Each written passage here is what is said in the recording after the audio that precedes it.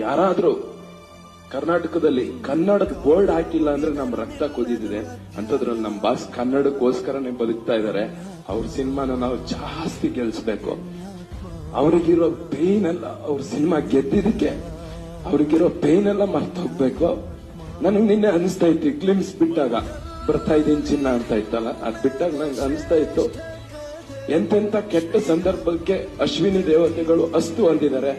ಯಾಕೆ ಈ ಗ್ಲಿಮ್ಸಿಗೆ ಒಂದ್ಸತಿ ಅಸ್ತು ಅಂದ್ಬಿಡ್ಬಾರ್ದು? ನಾಡ್ ಸಿನಿಮಾ ನಾವು ಅವ್ರ ಜೊತೆನೂ ನಾವ್ ಯಾಕೆ ಕುತ್ಕೊಂಡು ಸಿನಿಮಾ ನೋಡ್ಬಾರ್ದು? ಮೋಸ್ಟ್ಲಿ ನಾನ್ ನತದೃಷ್ಟ ಕಲಾವಿದ ಅನ್ಸುತ್ತೆ. ಇಷ್ಟೋ ತನಕ ಅವ್ರ ಜೊತೆ ಸಿನಿಮಾ ಮಾಡಿದವರೆಲ್ಲ ಅವ್ರ ಜೊತೆ ಥಿಯೇಟರ್ ಕುತ್ಕೊಂಡು ಸಿನಿಮಾ ನೋಡಿದ್ದಾರೆ. ನಮ್ಗ ಅದೃಷ್ಟ ಇಲ್ಲ. ಸಿನಿಮಾದಲ್ಲಿ ಅವಕಾಶ ಸಿಕ್ಕಿನೂ ಅವ್ರ ಜೊತೆ ಕುತ್ಕೊಂಡು ಸಿನಿಮಾ ನೋಡೋಷ್ಟು ಅದೃಷ್ಟ ಇಲ್ಲ ನಮ್ಗೆ. ಗೊತ್ತಿಲ್ಲ, ಬೇಗ ಬಂತ ನಾನು ಅವ್ರ ಜೊತೆ ಸಿನಿಮಾ ನೋಡ್ತೀವಿ. Thank you sir.